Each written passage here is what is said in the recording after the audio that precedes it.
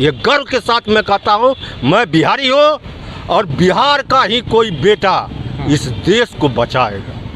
लेकिन कैसे की बार आपकी वोट धर्म पर होगा कि जाति पर होगा या परिवर्तन को लेकर होगा? मेरा वोट एक ही चीज रहेगा, जो देश को चला सकता है, हाँ। जो अनुभवी है, जो जमीन से जुड़ा हुआ है, अच्छा। एक एक गरीब के दर्द को समझता है, हाँ। किसानों का मसीहा है, हाँ। उसी को मैं अपना वोट प्रदान करूँगा। लेकिन ये नहीं मैं कह सकता हूँ किस व्यक्ति को मैं वोट दूंगा। नमस्कार, राजनीति से संबंधित खबर जानने के लिए जुड़ चुके हैं राजनीतिक भारत के साथ। मैं हूँ समीरकांत। शाम का बेला है और इस वक्त मैं गांधी मैदान में हूँ, जो कि जनता के बीच में हूँ और मैं जानना चाहूँगा नरेंद्र मोदी के प्रति कि जनता का क्या राय है। सिर्फ एक ही सवाल होगा मेरा कि आगामी लोकसभा चुनाव 2024 में होने वाला है, जिसको लेकर पार्टी अपनी पूरी तरह से तैयारी में जुट चुकी है। तो ऐसे में इस बार किसकी सरकार आने वाली है, इस पर बात करेंगे हम। हमारे चाचा, 2024 में लोकसभा चुनाव होने वाला है, इसको लेकर राय है बीजेपी में क्या कुछ होने वाला है? देखिए, 2024 का जहाँ तक बात है, इसके लिए बीजेपी नहीं है। 2024 में बीजेपी साफ है? साफ। कैसे साफ है? मध्यम क्वालिटी और लो क्वालिटी को अब जीने का कोई अधिकार नहीं रहा। मध्यम क्वालिटी में किसान भी आते हैं, जो किसान सम्मान निधि के अंतर्गत हर साल 6,000 रुपया दे रही है। गरीबों को जनधन खाते खुलवा कर उसे एक बात बताइए, हाँ। सरकार जो है, हाँ, क्या अपना पैसा दे रही है? सरकार अपना पैसा नहीं दे रही है। जी नहीं, किसान से, किसान का जो आप अनाज लेते हैं, हाँ, उसके रिटर्निंग में आप किसान को क्या देते हैं? सोचने वाली बात है कि आज मकई का रेट 1725 रुपया है, लेकिन मकई पैदा करने में किसान को डीएपी जो है वो लेना पड़ गया है 3000 रुपया। जिस रेशियो से आप जो किसानों के लिए खाद फलान चिलान आप उपलब्ध कराते हैं, उसके महंगाई पर आप कभी ध्यान दिए हैं? कभी सेंट्रल जॉब जो है, जो भी सेंट्रल जॉब है, वो जॉब तो समाप्त हो चुका है ना।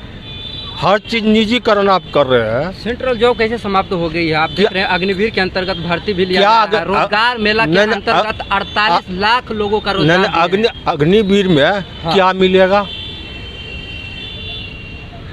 क्या मिलेगा? 4 साल जॉब है। 4 साल जॉब के बाद 4 साल जॉब है। 4 साल जॉब के बाद मान के चलिए, आज आप एक बिजनेसमैन है, आपका धंधा चल रहा है और कोई ज़रूरी नहीं आपका धंधा लॉन्ग लाइफ चलेगा।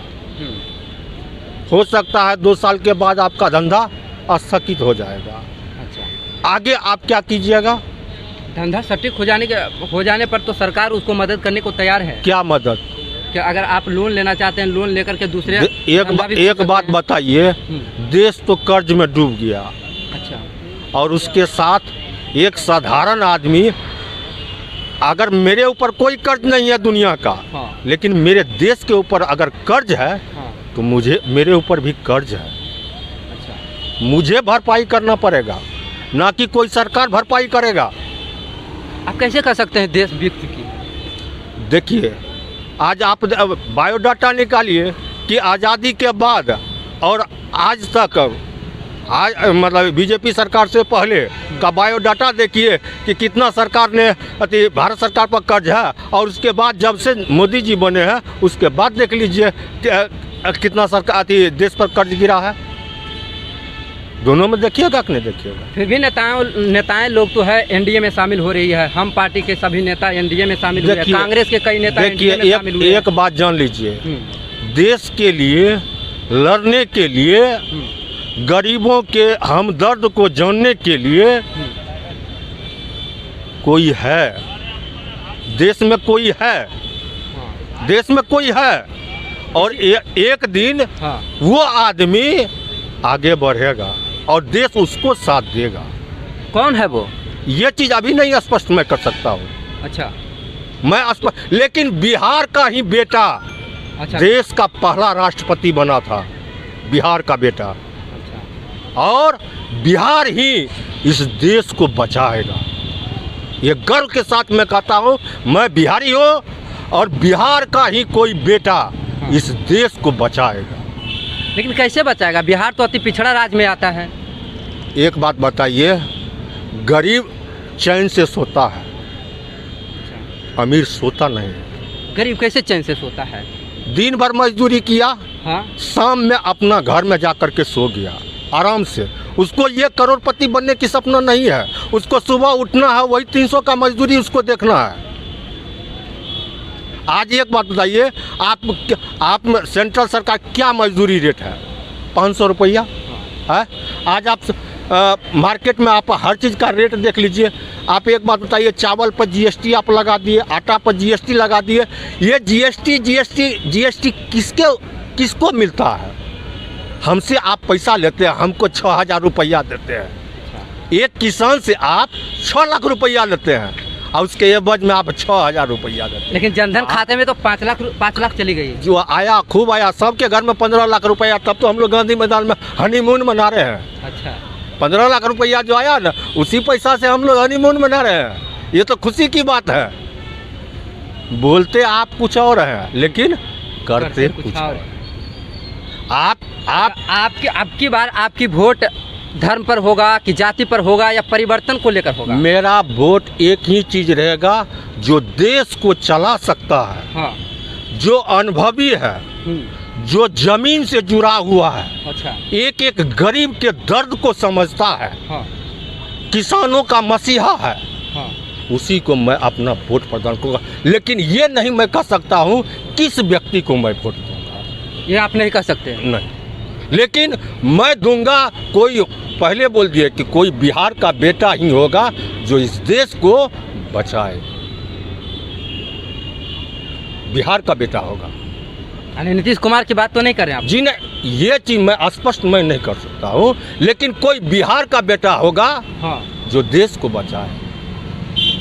मैं अटल बिहारी वाजपेयी को बहुत सम्मान दृष्टि से, बीजेपी के एक नेता है नितिन गडकरी। आप सिर्फ बिहारी हैं तो बिहारी को सिर्फ देश बचाने के लिए वोट करेंगे, लेकिन परिवर्तन के नाम पर, बिहार के नाम पर, कि जाति के नाम पर, कोई ना जाति के नाम पर ना कुछ। मेरे देश का रखवाला कौन होगा, मेरे दर्द को कौन समझेगा, मैं उसको वोट दूंगा। अब तक आपके दर्द को कोई नहीं समझ पा रहे? नहीं, कहने वाला चाय बेचते बेचते बेच दिया सब कुछ, यही हुआ।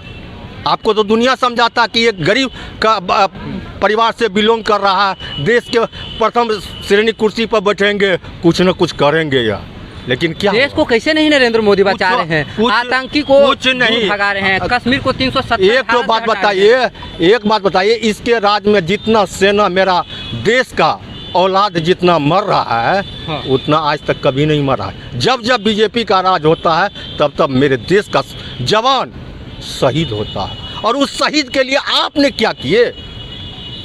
आपने क्या किए जो आप चैन से सोते हैं इस देश में, और मेरा भाई, मेरा चाचा देश के बॉर्डर पर है और वो शहीद हो गया, सीधा आया, डेड बॉडी सम्मान कर दिए और उसके बाद हो गया। उसके बच्चे के लिए क्या सोचे?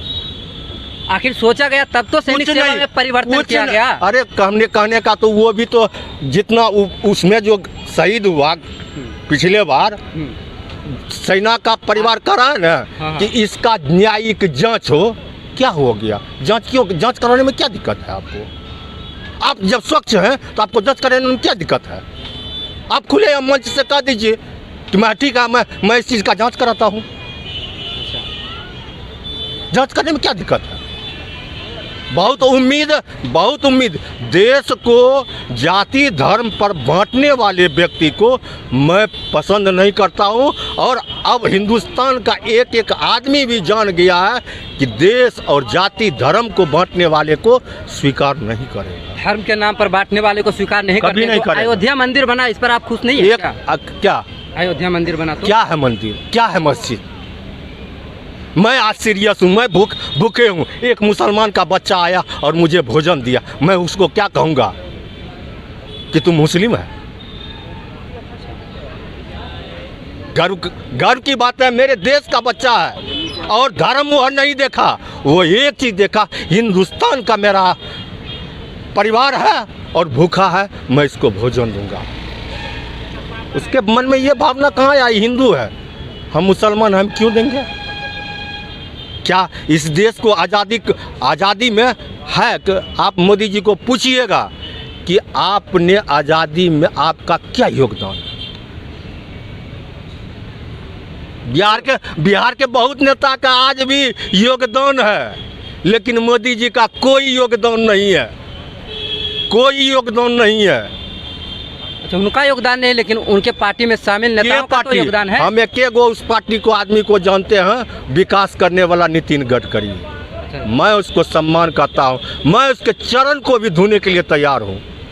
जो पूरे हिंदुस्तान का चौमुखी विकास करने के लिए नितिन गडकरी ये नहीं देखा कि बिहार में किसकी सरकार है, झारखंड में किसकी सरकार है, मेरे देश का चौमुखी विकास कैसे हो। और वैसे व्यक्ति को पार्टी में मेन चीज़ से उसको अलग कर दिया, इसी लेकर के कि दूसरे अति पार्टी का यहाँ मुख्यमंत्री है, क्यों आप यहाँ विकास किए, इसी लेकर के उसको बाहर का रास्ता दिखा दिया। मैं सम्मान करता हूँ नितिन गडकरी का, अभी हमको मिलेंगे, मैं उसका चरण धूलि पीने के लिए तैयार हूँ। मैं बिहारी होकर के नितिन गडकरी का चरण धूलि पीने के लिए तैयार हूँ। आप कहते हैं कि देश का खतरा है, लेकिन बड़े बड़े मीडिया देश का कोई खतरा नहीं, डिफेंस को राजनीतिक से कोई मतलब नहीं है, कोई मतलब नहीं, कोई मतलब नहीं, डिफेंस को कोई मतलब नहीं है।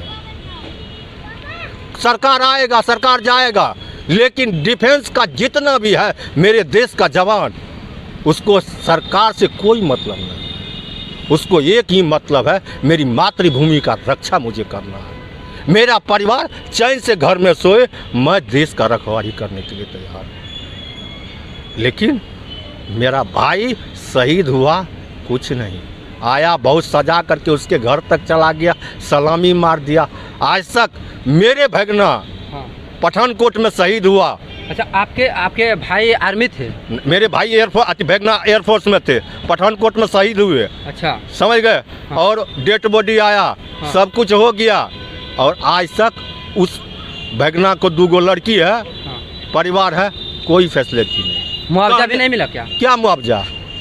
10 लाख का मुआवजा हो जाता है क्या? आपको 10 लाख रुपया देंगे तो आपको हम अपने पास में रख लेंगे, आपके परिवार को 10 लाख रुपया दे देंगे, क्या उससे परवरिश कर लेगा?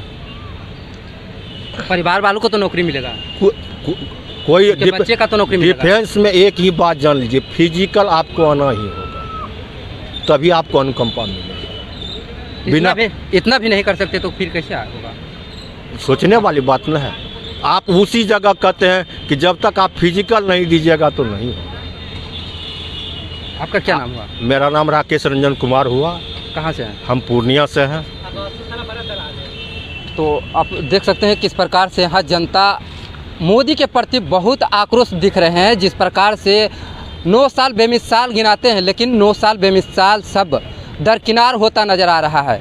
सब जनता को अब समझ में आ रही है कि देश को किस स्तर तक लेके जा रहे हैं। गरीब, किसान, मजदूर, वंचित लोगों को अब कहां तक विकास किए हैं, यह सभी को समझ में आ रहा है। लेकिन आगामी आने वाले लोकसभा चुनाव में मोदी को सत्ता से बेदखल करने की पूरी तैयारी है। जनता के साथ साथ विपक्ष पार्टी के नेताओं को भी 23 जून को विपक्ष पार्टी नेताओं का एकजुटता बैठक है, उसमें भी अभी पार्टी अपना अलग अलग मांग रखने की कोशिश कर रहे हैं। लेकिन देखना होगा कि किस प्रकार से लोकसभा चुनाव में परिणाम आते हैं। फिलहाल इस वीडियो में इतना ही। धन्यवाद। अब तक चैनल को सब्सक्राइब नहीं किए तो सब्सक्राइब कर ले, फेसबुक पेज को भी फॉलो कर ले। धन्यवाद।